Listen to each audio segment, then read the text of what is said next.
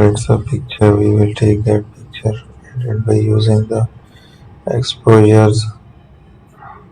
So in this tutorial you will learn about how to make the changes.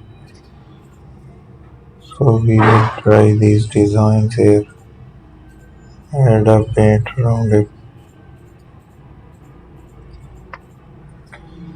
So there is a pattern stem to make the adjustment there. We will apply over it. Also we will use that design here. History brush tool, we will repeat the design. So that's it, we have get it.